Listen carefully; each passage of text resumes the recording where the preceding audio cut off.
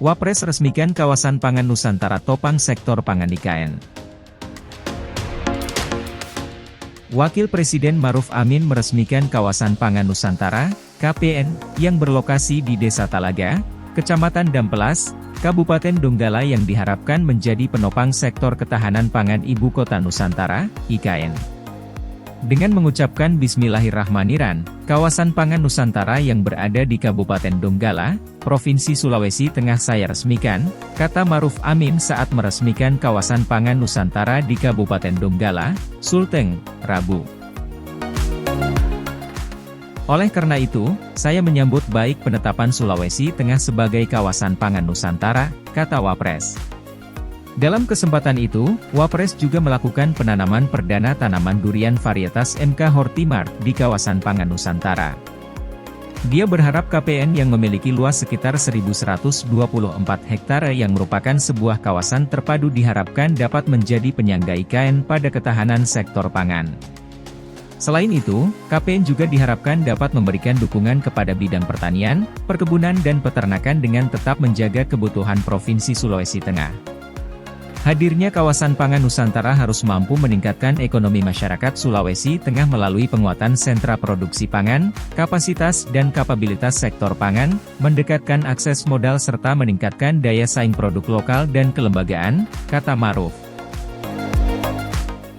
Dalam mendukung kawasan pangan Nusantara, Wapres meminta agar seluruhnya pihak dapat meningkatkan kerjasama dan sinergisitas dalam menyuplai pangan IKN.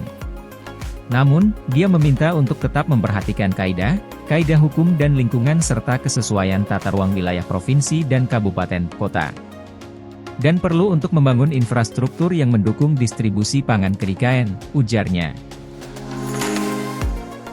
Wapres juga berharap pembangunan dan pengelolaan KPN dapat melibatkan masyarakat setempat, di antaranya kelompok tani, gapoktan dan korporasi petani. Ia mengatakan bahwa proses pembangunan Ibu Kota Nusantara, IKN, di Kalimantan Timur terus berjalan. Menurut Wapres, pembangunan IKN akan mendorong konsentrasi penambahan jumlah penduduk yang cukup tinggi sehingga perlu untuk dipenuhi kebutuhan pangannya.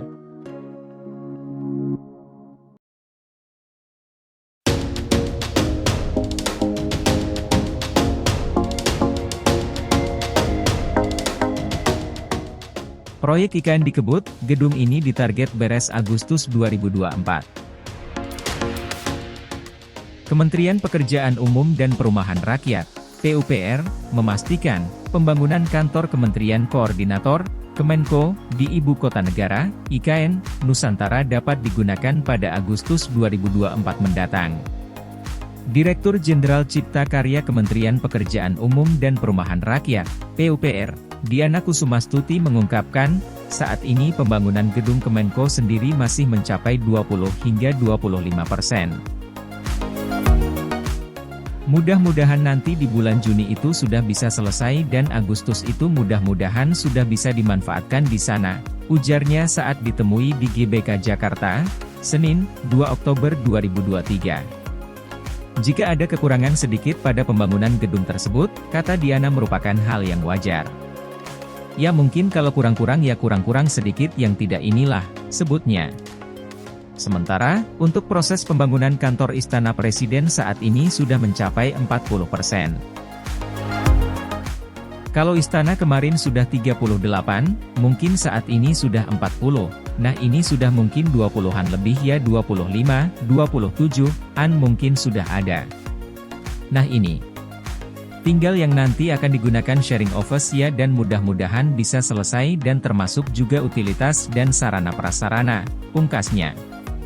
Sebelumnya, Menteri Pekerjaan Umum dan Perumahan Rakyat, PUPR, Basuki Hadimulyono menargetkan semua kantor Kementerian Koordinator 1, 2, 3, dan 4 selesai pada Juli 2024. Jumlah tower yang dibangun untuk 4 kantor Kemenko berjumlah 16 tower, dengan masing-masing kantor 4 tower. Keempat gedung Kemenko tersebut antara lain Gedung Kementerian Koordinator Bidang Perekonomian, Gedung Kementerian Koordinator Bidang Kemaritiman dan Investasi, Gedung Kementerian Koordinator Bidang Politik, Hukum dan Keamanan, serta Gedung Kementerian Koordinator Bidang Pembangunan Manusia dan Kebudayaan. Terdapat total 16 menara atau tower untuk 4 kantor tersebut, dengan masing-masing gedung memiliki 4 tower. Berbagai proyek itu pun dibangun PT Hutama Karya, Persero, selaku kontraktor utama.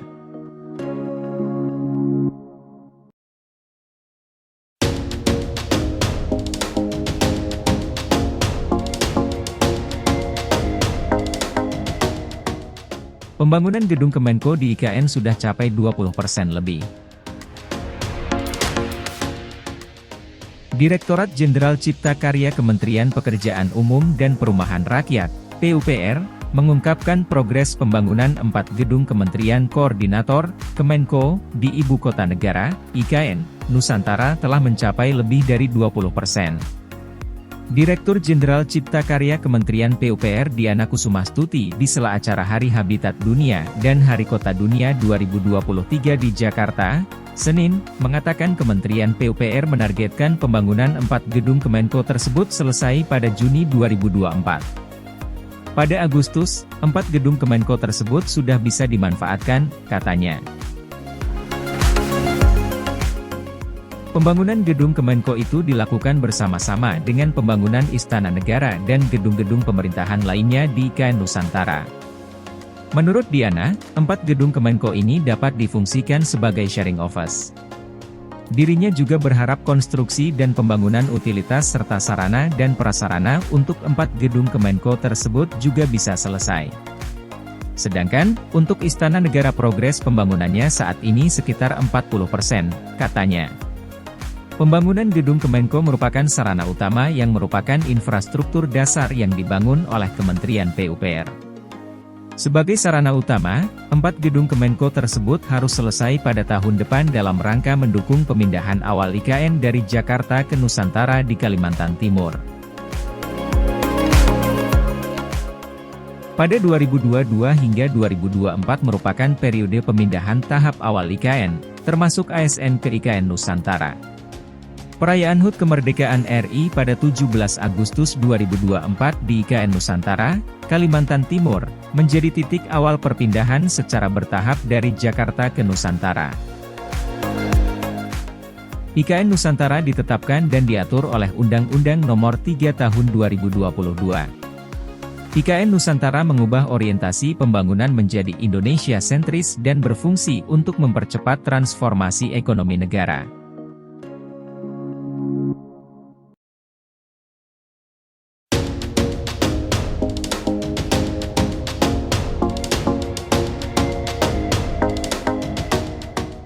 Menteri LHK pastikan IKN tak ganggu hutan lindung di Kalimantan.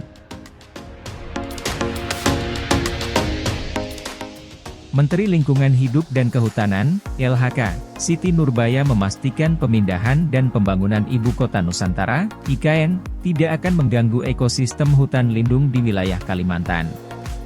Enggak dong. Enggak akan, IKN ganggu hutan lindung, kata Siti saat ditanyakan apakah nantinya IKN akan mengganggu hutan lindung dalam tayangan YouTube Sekretariat Kabinet RI pada Jumat, 29/9/2023. Siti mengungkapkan, jika memang ada proses pembangunan IKN yang membelah kawasan hutan lindung, maka harus dipastikan tak boleh mengganggu kehidupan satwa. Hal ini, kata Siti, juga sudah dikoordinasikan dengan Kementerian Pekerjaan Umum dan Perumahan Rakyat, PUPR. Kalau dia ngebelah wilayah jelajah satwa, dia harus bikin underpass atau flyover kayak yang di Riau kan ada jalan tol jadi gajahnya bisa lewat, ungkapnya. Sebagai informasi, salah satu konsep perkotaan di IKN Nusantara yakni Forest City atau kota hutan sehingga ekosistem hutan akan dijaga agar alamnya tetap lestari. Dalam mengusung dan memastikan keberlangsungan konsep Forest City itu, Siti menyebut pemerintah juga sudah menyiapkan master plan atau dokumen perencanaan tata ruangnya. Master plan sudah ada dan master plannya itu dibunyikan dalam lampiran undang-undang. Jadi itu jadi pegangan, ujarnya. Sebelumnya diberitakan, sekitar 166,4 hektar dari wilayah IKN akan diubah menjadi hutan tropis.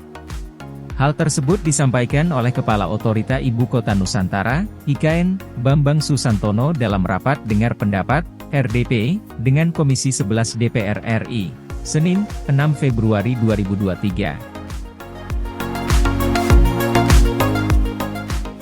Menurut Bambang, hutan-hutan yang saat ini masih difungsikan sebagai hutan produksi juga akan diubah fungsinya.